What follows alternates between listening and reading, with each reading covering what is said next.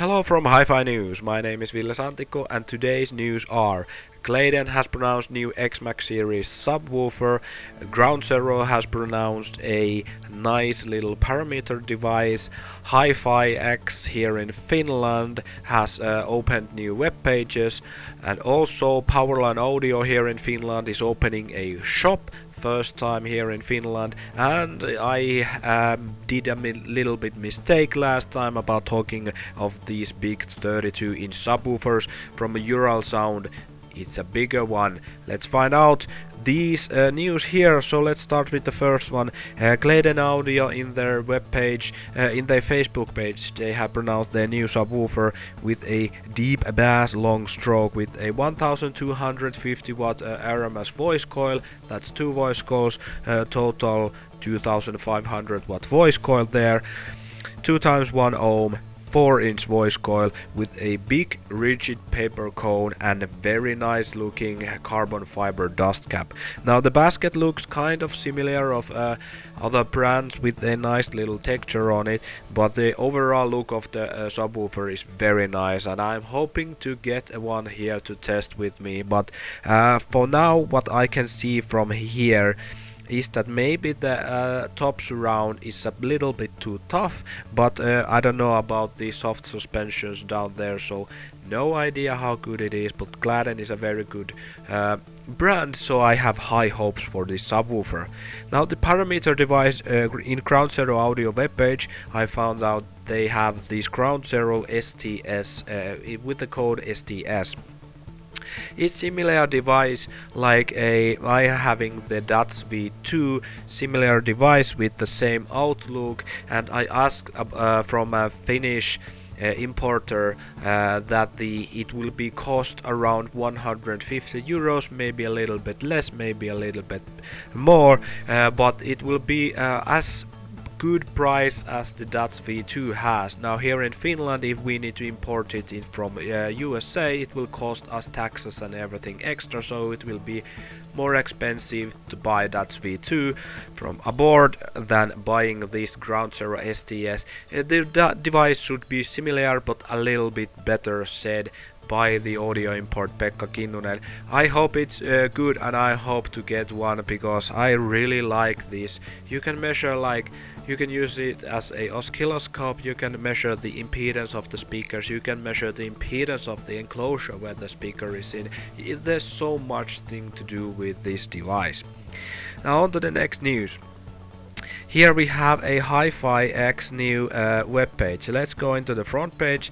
It is HiFix.fi, and you'll see they have very much all kind of brands here. They also do like caravan and these redesigning the interior of the car and selling car audio products and have a nice installation place. Now the discount code for this web shop here, verkkokauppa says up there, is a HifiUutisia. That's Hi-Fi news in Finnish. I will be putting in the description if you want to use it, but I'm not really sure how they will ship it overseas from Finland, but here in Finnish customers, the HifiUutisia is the code to use to get a 10% discount.